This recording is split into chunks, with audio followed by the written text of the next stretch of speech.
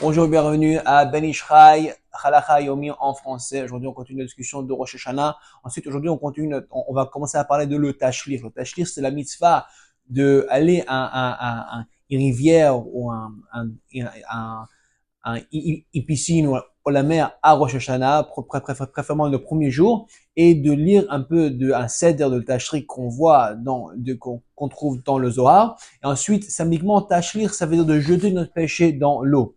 C'est intéressant.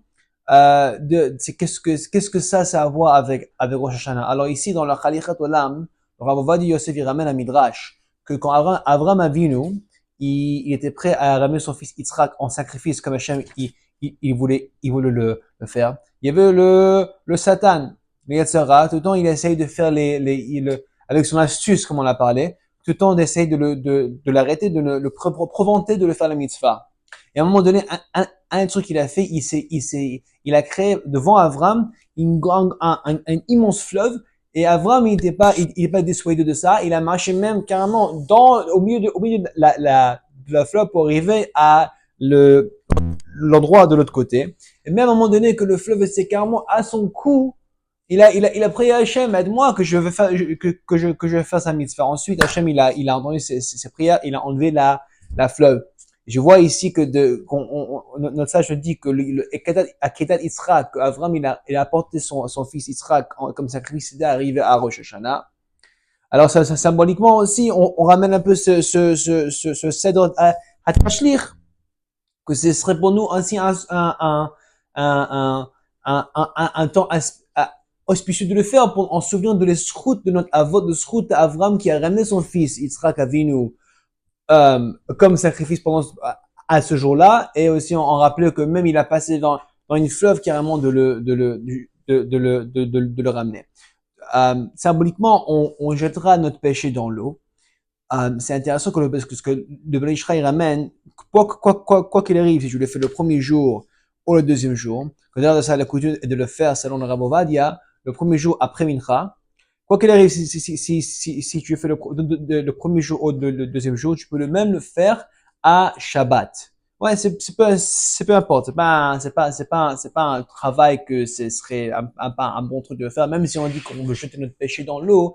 Adraba, encore plus forte raison, parce que Shabbat, quand tu enlèves, tu fais un peu Shabbat un peu à l'envers, tu peux voir qu'il y a Teshuvah dans Shabbat. En gardant Shabbat, ça nous aidera à faire Teshuvah. Alors aussi, tu peux faire une Teshuvah en jetant notre péché dans la fleuve à Shabbat. Le problème, c'est que si à Shabbat, dans une ville, soit il y a pas de Hérouv, ou soit le fleuve où tu vas aller, ça va aller ça passer les bords de la ville, du ville. Et en fait, le problème, c'est qu'en fait, souvent, les gens, ils vont pas connaître le tashtir par cœur, ils vont ramener leur propre marzorim. Le problème, c'est qu'à Shabbat, t'as pas le droit de porter dans deux reshut hayechid. Alors, je te rappelle, t'as pas le droit de porter le domaine privé à un domaine public. Alors, seulement, si ça arrive comme ça, il y a une ville. Et le premier jour de Rosh Hashanah, c'est Shabbat. Il n'y a pas de héros dans la ville. C'est mieux, en fait, de ne pas faire ce jour-là, de le faire le deuxième jour.